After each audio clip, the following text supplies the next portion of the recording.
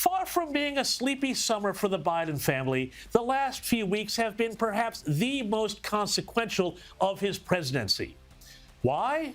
Because we are now getting the clearest look we have had yet as to how the circular relationship between politics, law enforcement, and the media works in the U.S. Not to, as we might think, govern properly, enforce laws equally, and share the truth with the American people without fear or favor, but instead to tip the scales in favor of progressives, prosecute Republicans, and keep the people in the dark. Now, the proximate story here is, of course, the classified documents scandal that is swirling around the Biden White House and is quickly becoming the gold standard of political double standards in America. Now, look, I know you knew a lot of this already, or at least suspected it, because if there was any consistency to the way the media and political establishments functioned, there would be loud calls for Joe Biden's resignation, if not prosecution. Why? Well, and again, let's go through this story because we've been off for the summer and it's important to know where we stand. It all comes down to the fact that Joe Biden seems to have been a little careless when it comes to keeping classified documents in secure locations, and not where, say, his son Hunter might find them and use them to light his crack pipe or sniff Parmesan cheese out of the carpet. Now, we'll get to the latest developments on this in a second, but first it is worth reminding ourselves what Joe Biden said when Donald Trump was found with classified documents in his well-guarded Mar-a-Lago compound. You saw the photograph of the top secret documents laid out on the floor at Mar-a-Lago. What did you think to yourself? How that could possibly happen, how anyone could be that irresponsible. And I thought, what data was in there that may compromise sources and methods? Just totally irresponsible. This, by the way, and it's important to note this, was Joe Biden commenting on an ongoing Department of Justice investigation. And you have to keep that in mind for what's coming up in a second. But now, let's fast forward just a few months to last week, when it came out that Joe Biden had been taking better care to hide his ice cream receipts from Jill than he had classified documents from enemies, foreign and domestic. Have a listen to what he had to say when he was confronted about it. Classified material next to your Corvette, what were you thinking?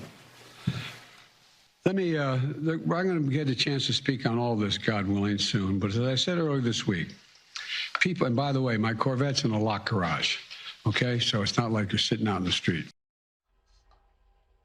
Got that? Listen, Jack, they were next to his Corvette. Not a joke, as Joe Biden might say. This, of course, incidentally, is the locked garage where the documents were being kept, quite possibly in that stack of junk you see in the background amongst what can only be imagined to be, I don't know, maybe boxes of old half-completed TV Guide crossword books or guaranteed authentic sad clown figurines from the Franklin Mint, and maybe a complete set of Air Force Two logo china Joe Biden snuck into his carry-on one plate at a time while he was on the road as vice president. But I guess we'll never know what's back there. You know why? Because guess what? Rather than the feds going in with FBI SWAT teams to seize the documents and then display them as if they were showing off the spoils of a raid on a minor league Bondi Beach coke dealer, the cops let Biden's lawyers, yeah, his lawyers, and who knows whether they had the appropriate clearance to even look at classified material, go through Biden's papers themselves and self-report what they found. Again, as Joe Biden might say, not a joke.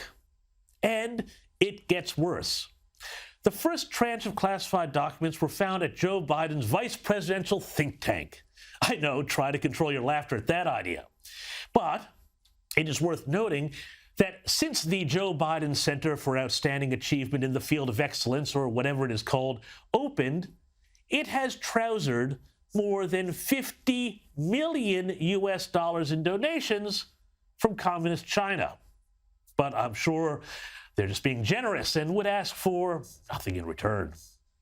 We also know that Hunter Biden lived at the Delaware address where the documents are thought to have been in that garage.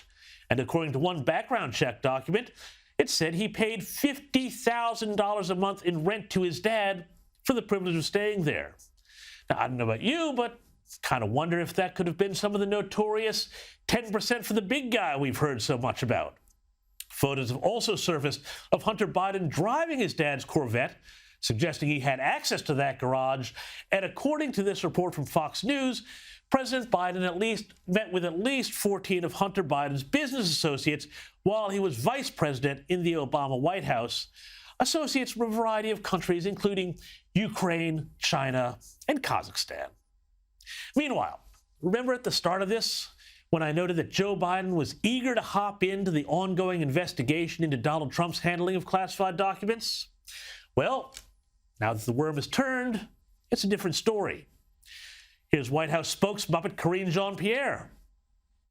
We've been very clear when it comes to even underlying facts, when it comes to specifics, when it comes to something that is under the purview, that the Department of Justice is looking at, especially legal matters, investigations, we do not comment from here, Peter. That has been consistent.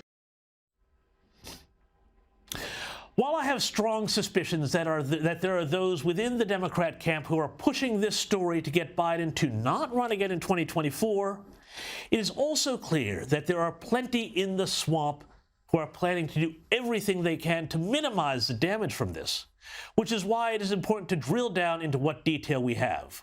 Indeed, some in the White House knew about the scandal of the mishandled documents before the midterm elections, also raising the possibility that they are trying to manage it before the Republicans, who now control the House, get their chance to dig deeper.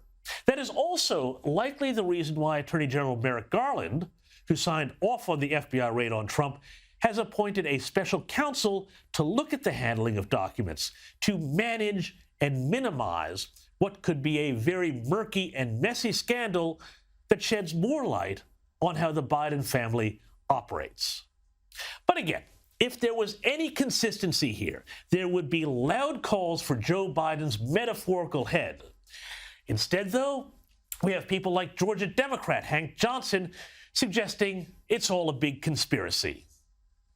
But I'm suspicious of the timing of it. I'm also aware of the fact that things can be planted on people. Places and things can be planted.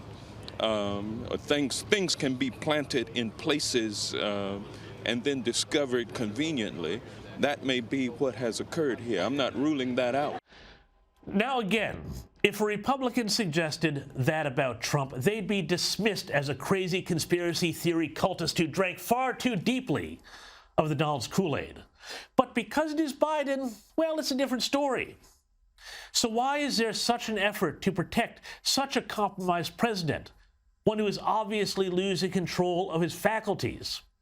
Could the Democrats really be so cynical that they would work so hard to maintain him in power at any cost? I mean, think about it. How bad would it be if a scandal-ridden president did hand over power to the vice president in the middle of his term of office?